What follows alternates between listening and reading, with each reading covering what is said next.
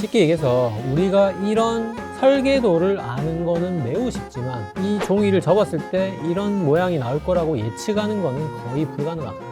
그거를 오늘의 주인공 알파폴드는 딸깍 한 방에 딸깍 하면은 30분 만에 이 3차원 구조가 나온다는 거. 그래서 여러분들 자제분들 게임한다고 너무 뭐라만 할 건 아닌 게 이렇게 게임을 하다가 노벨 화학상을 받을 수도 있습니다.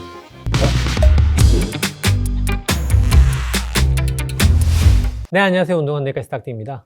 오늘은 2024년 노벨 화학상입니다. 가만히 앉아있으면 귀에 저절로 찾아와서 꽂히는 설명, 의학계 일상사 닥터님의 배워서 남준 시간. 오늘도 단백질 접힘과 인공지능에 대해서 전 세계에서 가장 쉽게 초등학생도 이해할 수 있게 만화로 설명드리도록 할게요.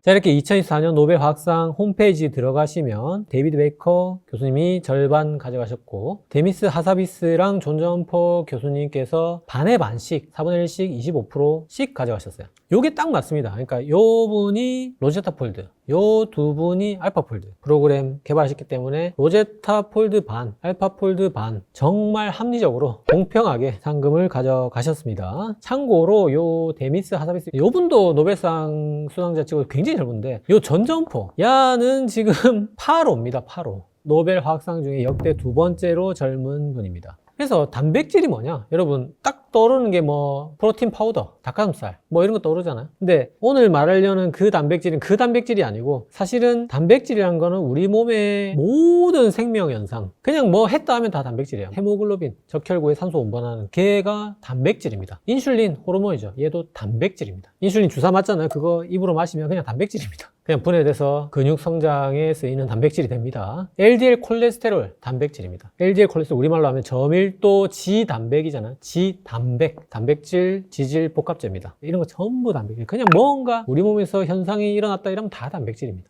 보통 지방, 탄수화물은 에너지원이고 단백질은 생명 현상 그 자체다. 기능과 구조를 담당한다. 그러니까 우리 생명이라는 거는 유전자라는 단백질 설계도를 가지고 단백질을 만들어서 그걸로 뭔가 하는 그게 생명이라는 겁니다. 단백질이 이렇게 아미노산을 구슬로 쭉 깬 목걸이처럼 이렇게 생겼습니다. 아미노산 20가지로 딱 구성이 되어 있거든요. 그래서 두 개만 해도 20개, 400가지의 경우의 수가 나오죠. 그러니까 몇백 개 쭉 연결되면 엄청나게 다양하고 복잡한 단백질들이 만들어지겠죠. 그 아미노산 20개가 딱 이거 20개입니다. 이런 애들 20가지만 딱 조합해가지고 이렇게 한 100개 정도 쭉 구슬로 깨가지고 그게 접히면 단백질이 된다는 거예요. 근데 이게 구슬 목걸이처럼 이렇게 일렬로 쭉 돼 있는 게 아니라 이어폰 주머니에 넣어보신 분들 다 아시겠지만 막 엉망진창으로 꼬이잖아요. 막 지극끼리 막 이렇게 매듭이 묶이고 막 그러잖아요. 난리가 나잖아요. 그것처럼 단백질도 엉킵니다. 이어폰 줄처럼. 이게 지금 헤모글로빈인데 그게 이렇게 완전 이루 말할 수 없을 정도로 복잡하게 꼬여 있는데 이렇게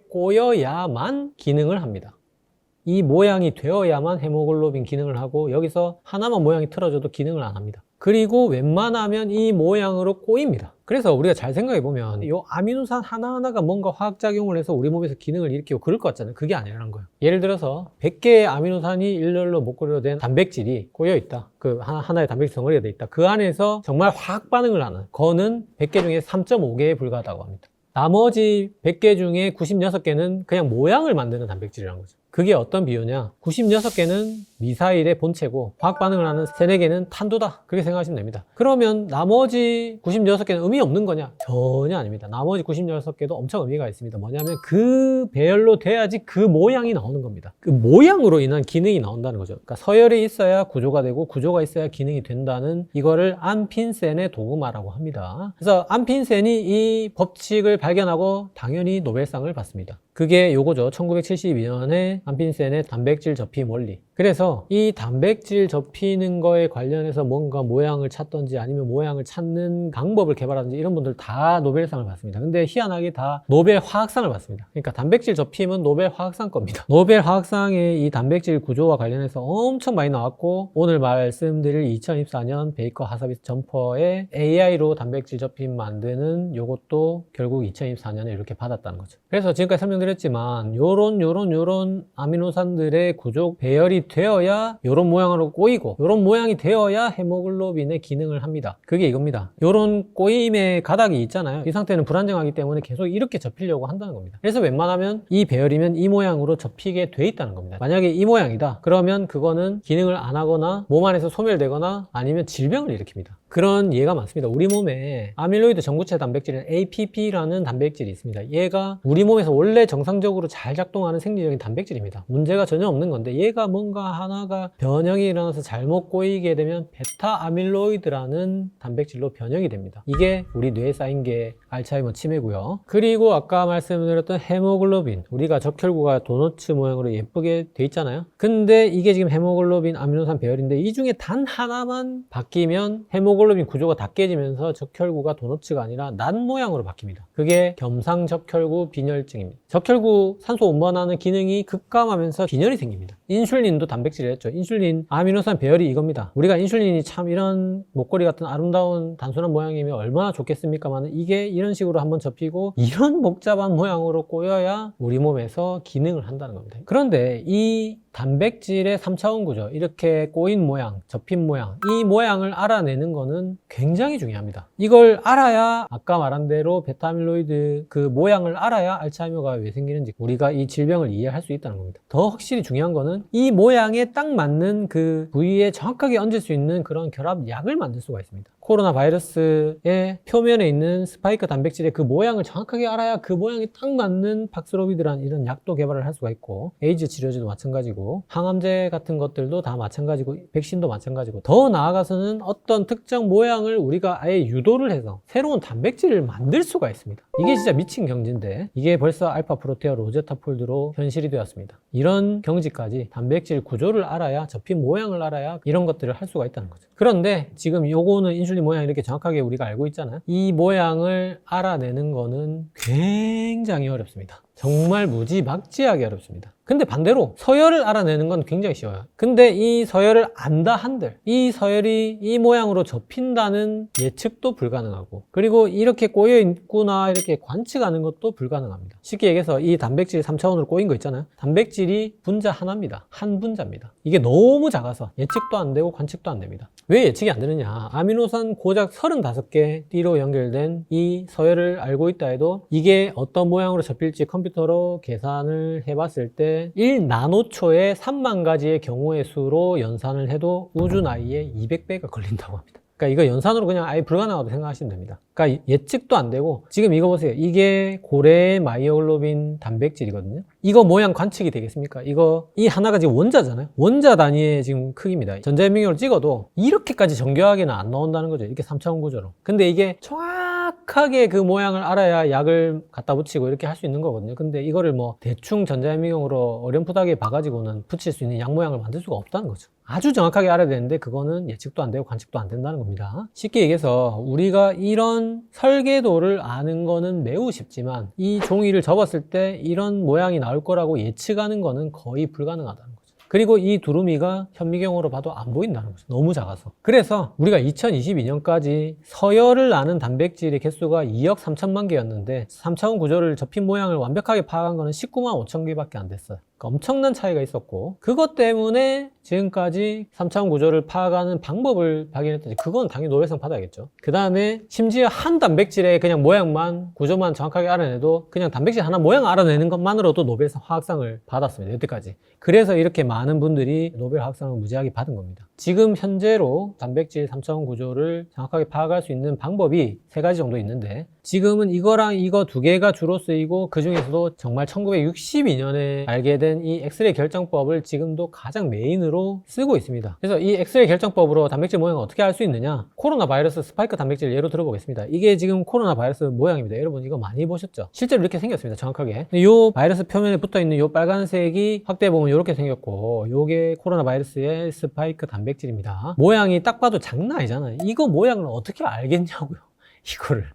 근데 이거를 엑스레이 결정법을 일단 찾아본다고 칩시다. 단백질의 아미노산 서열, 이어폰 꼬인줄을 다 풀었을 때 한 줄로 만들었을 때 그 하나하나의 아미노산이 뭐뭐로 배열이 되어 있는가, 이거는 정말 알기 쉬워요. 이거는 이제 요런 서열로 돼 있다고 우리가 진작에 알고 있었습니다. 근데 모양은 어떻게 되느냐? 자, 여러분 보이시죠? 이게 이게 지금 코로나 바이러스의 스파이크 단백질 3차원 꼬인 모양입니다. 이게 지금 코로나 스파이크 단백질에 요 붙은 약이거든요. 이 모양을 정확하게 알아야 여기다가 이런 모양의 약을 붙일 수가 있는 겁니다. 미쳤죠 진짜 이거. 이 코로나 바이러스 표면 스파이크 단백질이 실제로 이렇게 생겼다는 거고, 이거를 어떻게 알겠냐는 거고, 이게 사람 세포거든요. 이 사람 세포에 어떻게 결합해서 들어가는지 붙는 모양을 정확하게 알아야 우리가 코로나 바이러스가 우리 세포로 어떻게 들어오는지도 알게 되고, 여기 이 결합 부위를 끊어가지고 우리가 감염이 안 되는 것도 막을 수가 있다는 거죠. 이 모양을 이렇게까지 정확하게 알아야. 그리고 이 코로나 스파이크 단백질이 미친 게 고관절도 있고 무릎 관절도 있고 발목 관절도 있습니다. 이 스파이크 단백질이 관절이 3개가 있습니다. 근데 이 관절이 꺾인 이런 모양을 정확하게 알아야 얘가 어떻게 우리 몸에서 기어가고 어떻게 침입되고 이런 걸 아는데, 그냥 일반 전자현미경으로 찍으면 이렇게 나온다는 거죠. 스파이크 단백질이 이렇게 보여가지고 이 모양을 어떻게 알겠냐는 겁니다. 그러니까 이게 어렵다는 겁니다. 그래서 이 모양을 X선 결정법으로 어떻게 찾아내는지 제가 예시를 들어보겠습니다. 단백질 분자 하나하나를 3차원 격자 구조로 쌌습니다. 몇 개 쌌느냐? 최소 수십억에서 최대 수조 개까지 쌌습니다. 그래서 이거를 말 그대로 소금 결정처럼 단백질 결정을 만드는 겁니다. 결정을 만들어서 여기다가 엑스레이 쏘면은 어떤 회줄 패턴이 나옵니다. 미친 거죠. 그러니까 이게 엑스레이 찍는다고 모양이 나오는 게 아니고 이 패턴 모양을 보고, 실제로 이분들 1962년에 고래 마이오글로빈 결정을 X선으로 알게 된 그 패턴이 이런 패턴입니다. 이 패턴을 보고 이거를 알아냈다는 겁니다. 이 모양을 보고 이걸 알아낸 것도 미친 건데, 이게 1962년에 나온 이 방법을 지금까지 또 쓰고 있다는 겁니다. 이게 박사급 인력이 1년 이상, 1억 이상 들여야 평균적으로 한 개의 분자의 3차원 구조 모양을 알 수가 있습니다. 그것도 엄청난 과학이라 쓰고 노가다라고 부르는 과정이 있어야 되고, 거의 기도메타가 들어가야 된다고 합니다. DNA 이중 나선 구조도 이 방법으로 찾아냈습니다. 그러면 시간하고 돈만 있으면 찾을 수 있네? 그것도 아닙니다. 제일 어려운 게 뭐냐, 이 코로나 바이러스 스파이크 순수한 단백질을 수십억 개에서 수조 개를 가지고 있어야 된다, 구해야 된다는 거죠. 이 단백질을 어디서 어떻게 이렇게 수조 개를 얻겠습니까? 여기가 제일 힘들다는 거죠. 그래서 이 단백질을 구했다 해도 거기서 1년 이상의 1억 이상이 들어야 하나 발견하는 건데, 그거를 오늘의 주인공 알파폴드는 딸깍 한 방에 그냥 아미노산 배열만 쑥 집어넣으면 단백질 분자는 그다음부터 필요도 없이 그냥 딸깍 하면은 30분 만에 이 3차원 구조가 나온다는 겁니다. 전기세만 있으면. 그래서 아까 말한 대로 단백질 아미노산 서열은 2억 개 이상 알고 있었지만 3차원 구조까지 알아낸 거는 17만 개 정도, 뭐 전체 0.1%도 안 됐었는데, 이 딸깍 알파폴드 2가 나오고 나서 20만 개 정도 알던 것이 2억 개 그냥 한 번에 공개해버렸습니다. 그래서 알파 폴드가 뭐냐? 알파는 알파고 할 때 알파입니다. 폴드는 갤럭시 폴드 할 때 폴드입니다. 알파고, 알파 폴드 이런 거는 이제 구글 딥마인드의 인공지능 브랜드입니다. 뭐뭐 인공지능 이런 뜻입니다. 그래서 고가 바둑이니까 영어로 알파고는 알파 바둑입니다. 알파 폴드는 접는다는 거죠. 그래서 단백질 접힘 인공지능이 알파 폴드가 되겠습니다.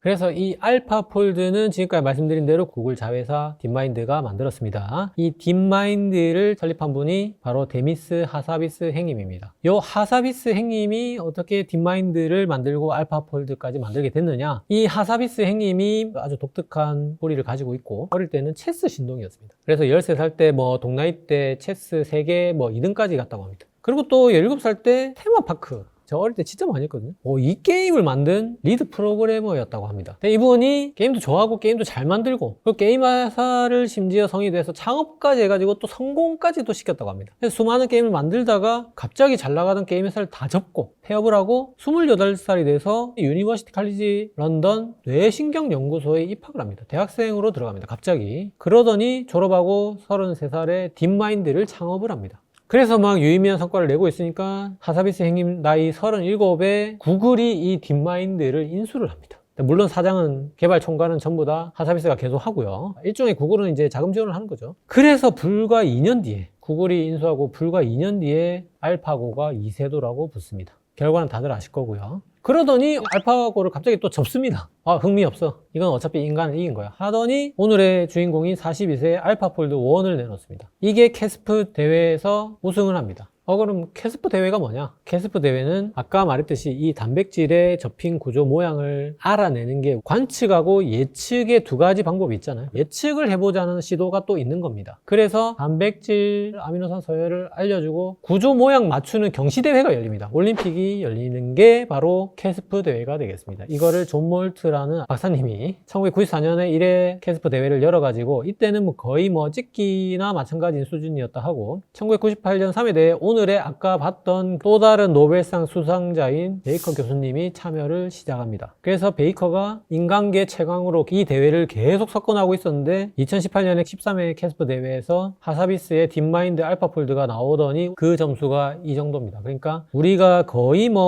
찍기나 마찬가지인 수준 30점, 40점 여기서 그냥 왔다 갔다 하고 있었는데 2018년에 알파폴드 1이 나와서 1등을 했고 뭔가 다르다 이거는. 인간이 넘을 수 없는 점수가 나왔다. 근데 그래도 그래봤자 50몇 점이죠. 근데 알파폴드 2가 그 다음 대회에 나오더니 90점 가까이 나온 겁니다. 거의 다 왔다. 이 정도면 이제 거의 단백질 구조 문제는 다 풀린 거나 마찬가지다 할 정도의 갑자기 그 다음 대회. 그래서 그 점수가 어떻게 되냐. 여기 보시면 베이커 나오죠. 요거 2등, 3등이 베이커 연구소 팀에서 두 팀이 참여해가지고 2등, 3등을 한 겁니다. 보시면 지금 인간계 최강인 거 아시겠죠? 이 베이커 교수님 연구팀 성적도 장난 아닌데 알파폴드 2는 여기 있습니다. 여기. 지금. 이 정도 점수로 1등을 했습니다. 알파폴드 2가. 그러면서 2억 개 전부 다 풀어서 공개한 게 이 대회 이후라는 거죠. 야, 역시 알파폴드, 딥마인드, 구글 대단하다. 인공지능 딸깍으로 저거 지금까지 인류가 못 풀던 단백질 구조 다 파악했네. 놀랍지만 사실은 저는 이번 조사를 하면서 더 놀랍고 더 존경스러웠던 분은 이 베이커 교수님이었습니다. 이분 이야기가 더 극적인데 이분은 1980년 제가 태어났던 해에 하버드 철학과 입학하신 분입니다. 근데 이분이 이제 철학과 4학년 때 대학 졸업할 나이에 생물학 수업을 듣고 있었는데 생물학 교수한테 단백질 접힌 문제 어떻게 생각합니까? 라고 물어봤어요. 그러니까 그 교수님이 그거 안 되는 거다. 그 시간 낭비하지 마라. 이렇게 말을 했다고 합니다. 하니까 베이커가 해야겠다. 이런 생각이 들었다고 합니다. 그래서 갑자기 졸업을 하고 생물학 전공으로 바꿔서 단백질 접힘 구조 예측 프로그램인 로제타를 개발합니다. 그게 1997년입니다. 근데 이때는 인공지능은커녕 GPU라는 말도 없었고 AI 이런 거 전혀 그런 개념 자체가 없던 시절이거든요. 근데 이 베이커 교수님께서 미친 아이디어를 냅니다. 뭐냐면 우리가 구글 딥마인드 알파폴드를 만들려면은 일단 GPU가 있어야겠죠. 인공지능 칩이 있어야겠죠. 그 다음에 구글 딥마인드 인공지능 프로그램이 있어야겠죠. 근데 둘 다 없잖아요. 너무 옛날이니까. 제가 보기에 베이커 교수님 시대를 잘못 태어난 것 같기도 하고 또 제대로 태어난 것 같기도 하고 그때 태어났으니까 이런 미친 생각을 또 했을 것 같기도 하고 그걸 어떻게 해결했느냐. 이 슈퍼컴퓨터는 원기옥을 몹니다. 무슨 원기옥이냐. 로제타 애톰이라고 해서 여러분들 출근하실 때 컴퓨터 켜놓고 나가세요. 이 로제타 애톰 깔아놓고 켜놓고 나가시면 그 컴퓨터 부팅되어 있는 동안에 제가 그 컴퓨터 연산자원을 좀 쓸게요. 이런 아이디어를 냅니다. 이게 뭐냐면 약간 소카 같은 거죠. 그러니까 차 여러분들 놀고 있을 때 빌려주고 돈이나 좀 받으세요. 이런 거잖아요. 소카. 그것처럼 컴퓨터 분산 자원들을 하나하나씩 로제타 애톰을 깔아가지고 원기옥을 모아서 슈퍼컴퓨터를 만듭니다. 더 미친 거는 인공지능 어떻게 만드냐. 인공지능을 사람의 집단 지성으로 만듭니다. 어떻게 하느냐. 우리 있잖아요. 아마존에도 인공지능 하면은 뒤에서 알고 보니까 인도인 1000명이서 이걸 집어넣고 있었다. 그런 얘기 있잖아요. 그것처럼 집단 지성으로 뭐냐면 폴드잇이라는 게임을 만듭니다. 단백질 접힌 게임입니다, 여러분. 이 게임 되게 재밌는데 한번 놀아보세요. 이러면서 게이머들한테 단백질 접힘을 풀어보라고 약간 게임처럼 속여가지고 풉니다. 그럼 사람들이 미친 듯이 이걸 푼다는 거죠. 이렇게 붙이면 더 잘 붙을 것 같은데 이 조합이면 이렇게 붙을 듯? 이러면서 이거를 게이머들이 풀기 시작합니다.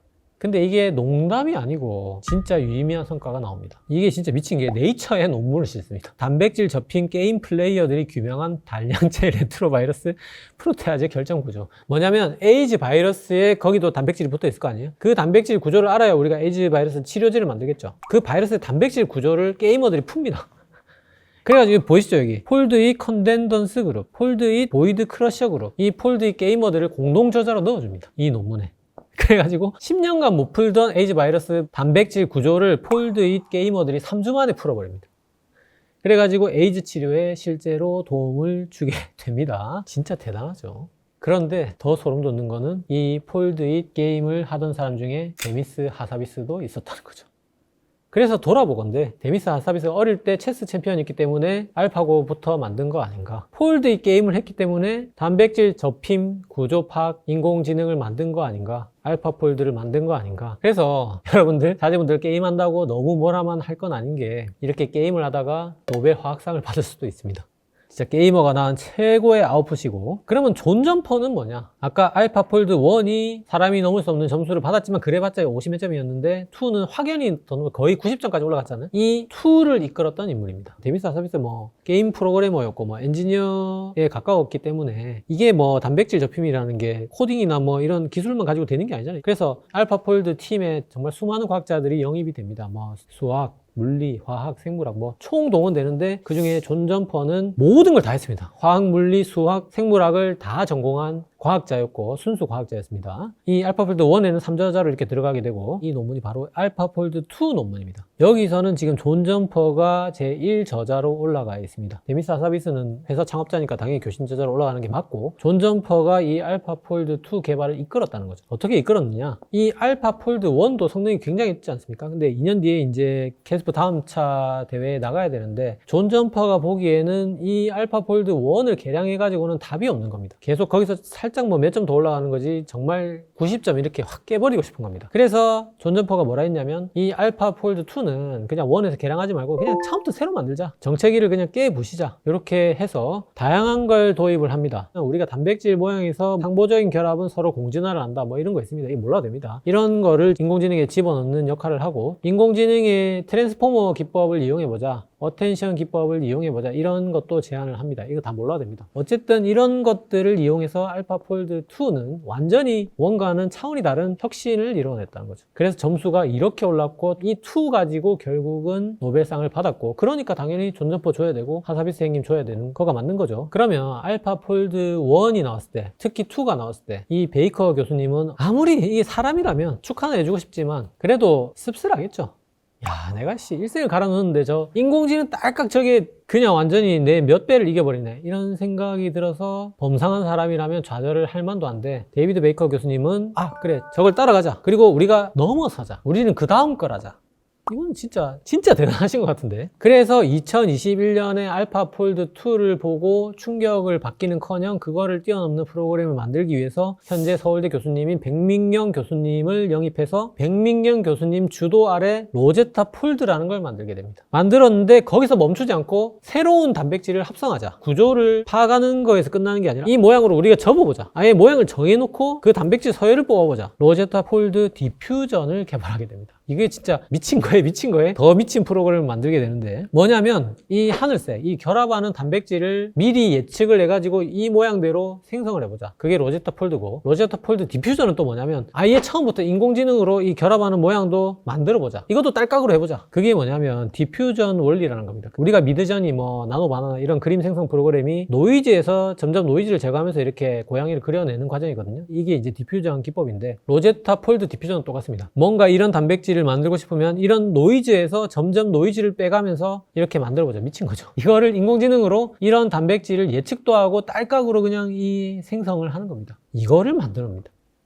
그래서 어떤 단백질 구조 모양을 알았어. 거기에 붙을 단백질을 만들고 싶어. 이거를 옛날에는 이 모양을 다 알았다 해도 설계도를 그리는 것도 어렵고 만든지 끼워보는 것도 어려운데 이 모양 몰라도 되고 그냥 여기 붙을 모양 만들어줘. 이렇게 해가지고 만들어진다는 겁니다. 단백질이 그냥 하늘에서 생성이 되는 겁니다. 찾을 필요도 없다는 거죠. 지금 보시면 이게 그 논문이고 로제타 폴드 디퓨전을 이용한 단백질 설계 이렇게 스르륵 하면서 모양이 만들어지고 스르륵 하면서 만들어지고 그냥 딸깍 하면은 이렇게 만들어진다는 거죠. 그래서 베이커 연구소가 캐스프 대회를 통해서 인간계 최강으로 몇십 년간 정말 이 단백질 모양 예측을 하려고 노력해왔는데 딥마인드가 이걸 딸깍으로 한 번에 예측하는 거를 알파폴드 2로 그냥 정복을 해버렸고 베이커 연구소는 거기서 더 나가서 이제 설계까지 하는 붙이는 모양도 딸깍으로 만드는 그래서 그게 이건 거죠. 알파 프로테오 로제타 폴드 모양을 알아내고 거기에 맞는 단백질 정확한 모양을 이것만 아는 것만 해도 이 약을 개발하는데 엄청 도움이 되는데 그게 아니라 이것도 이제 그냥 자연 생성으로 만들 수 있다. 이런 세상이 왔다는 겁니다. 아예 세상에 없는 단백질을 창조하는 것, 그거를 데노보 단백질이라고 합니다. 데노보 단백질 만드는 게 알파 폴드는 안 되고 알파 프로테오라고 또 있고 로제타 폴드 디퓨전 이런 걸로 데노보 단백질을 만든다는 겁니다.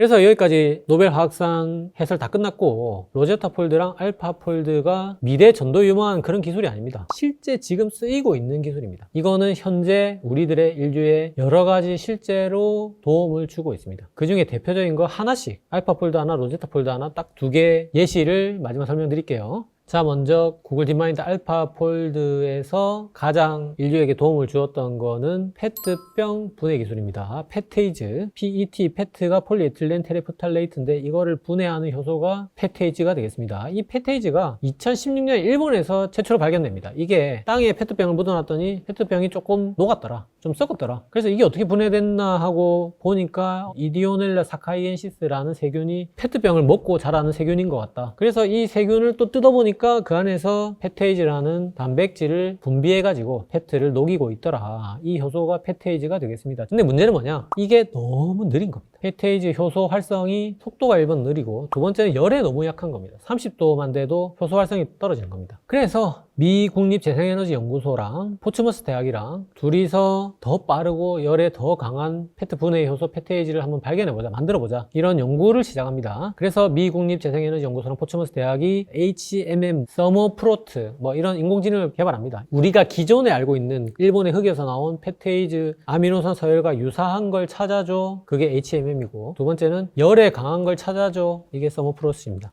이거는 구조도 유사하고 열에도 강하겠어 해서 인공지능으로 74개를 후보를 꼽습니다. 이 74개 꼽은 것까지는 알파폴드랑 상관없이 이 연구팀에서 자체 개발한 거고, 어쨌든 74개를 찾았는데 모양을 모르는 겁니다. 근데 알파폴드가 이때부터 나와 있었거든요. 그래서 처음부터 알파폴드한테 알려달라고 하면 좋을 것 같은데, 이 중에서 74개 중에서 연구팀 자체에서 8개를 자기가 X선 결정학으로 찾아냅니다. 왜 그랬는지 모르겠는데, 노가다를 처음부터 했는지 모르겠는데, 이 8개는 어쨌든 찾아냈는데 도저히 66개는 못 찾는 겁니다. 그래서 알파폴드 도와줘, 헬프 딱 치니까 딸깍!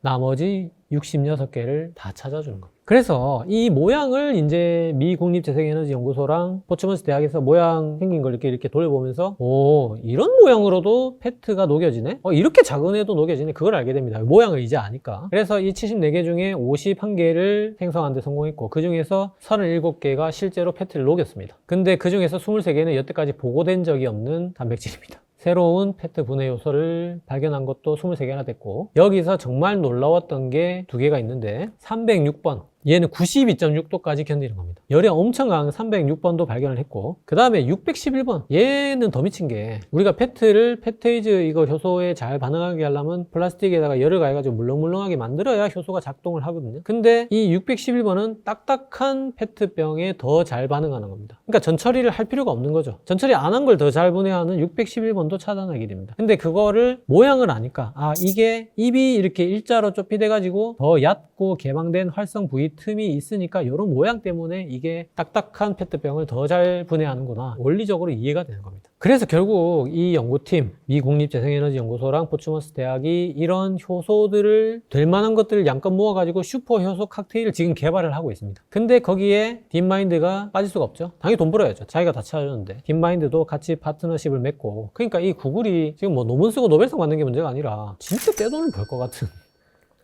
뭐 제약, 뭐 이런 환경, 산업 이런 거에 진짜 게임 체인저가 될 것 같거든요, 이 알파폴드가. 자, 마지막 로제타폴드의 현실에 지금 적용되고 있는 놀라운 기술, 바로 스테비아입니다. 스테비아가 알다시피 이제 제로 칼로리 감미료인데 단맛이 나는 건데, 이게 실제 생물 잎에서 뽑아내는 겁니다. 근데 이게 스테비아 잎을 말려가지고 그 나오는 감미료 이름이 스테비오사이드거든요. 이 스테비오사이드가 단맛이 분명히 있긴 한데 쓴맛이 뒤에 살짝 돌기 때문에 이 감미료로서 조금 단점이 있었습니다. 근데 이 스테비오사이드에다가 UGT76G1, 이름이 어렵죠. 잘 몰라도 됩니다. 그냥 76이라고 알고 계시면 됩니다. 스테비오사이드에 76 요소를 넣으면 랩A, 얘는 더 달고 덜 쓰고요. 또 76이 한 번 더 장애하면 랩D, 또 한 번 더 장애하면 랩M. 갈수록 달아집니다. 갈수록 더 개운하게 쓴맛이 제거됩니다. 그래서 이거는 우리가 일반 생물 스테비오사이드 이파리에서 많이 나오지만 맛있고, 얘는 더 적게 나오지만 쓴맛이 더 덜하고 더 맛있고, 얘는 더 적게 나오는데 더 맛있다는 겁니다. 얘를 만드는 게 이제 목적이겠죠. 리바우디오사이드 M을 만드는 게 목적인데, 얘에서 얘로 분해되고 얘에서 얘로 분해되는 그 효소가 너무 활성이 느린 겁니다. 그래서 그게 활성도 느리고, 역시나 열에 또 약합니다. 뭐 50도 이상에서는 효소 작동을 멈춥니다. 그리고 이 자연계에 있는 76요소가 리바우디오사이드 M만 만들어야 되는데, 리바우디오사이드 L도 부산물로 나오는 단점이 있어요. 이 자연계 효소 76은 되게 세 가지 단점이 있다는 거죠.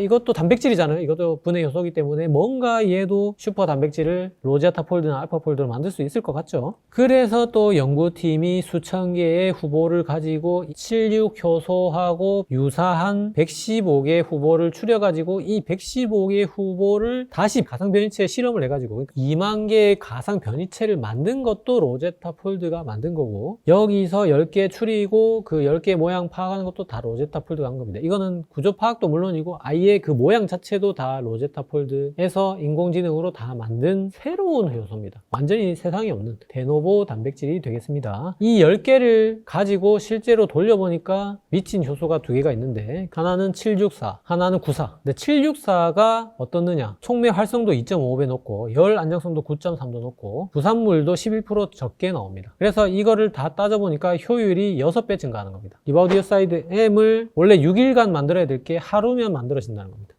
764는 그런 미친 효율이 나오는 거고, 94는 뭐냐? 우리가 리바우디오사이드 D에서 포도당을 하나 붙이니까 랩 M2가 됩니다. 얘는 더 달고 더 잘 만들어집니다. 얘도 제로 칼로리입니다. 포도당이 붙었지만 제로 칼로리고. 그래서 이 94로 이 포도당을 붙이는 과정을 뱅뱅 돌려보니까 수율이 92%가 나오고 리터당 29g의 농도로 나온다는 겁니다. 그래서 촉매 효율이 6.3배 증가하고, 이게 완전히 공장처럼 랩 M2가 만들어진다는 거예요. 이 94 효소를 가지고 돌리니까. 그래서 지금 우리가 먹고 있는 스테비아는 스테비오사이드 그 쓴맛 나는 게 41%, 얘가 제일 싸겠죠. 그냥 식물 말리기만 하면 나오는 거고, 이 슈퍼 프리미엄 효소로 만든 리바우디오사이드 M 제일 맛있는 게 지금 시장이 5에서 8%인데 이게 대부분 이 효소 764나 94로 만들었다는 거죠. 그래서 지금 수억 명이 벌써 이 스테비아 랩 M을 이미 먹고 있다는 겁니다. 764하고 94로 만든 거를 매일 수억 명이 섭취하고 있습니다. 자, 그래서 오늘 시간 알파 폴드와 로제타 폴드, 이게 어떤 프로그램이고 어떤 걸 해냈고 어떤 기술을 우리한테 적용시켜 주고 있는지 2024년 노벨 화학상 단백질 접힌과 인공지능에 대해서 전부 다 설명드렸고, 오늘도 세 줄약으로 마무리할게요.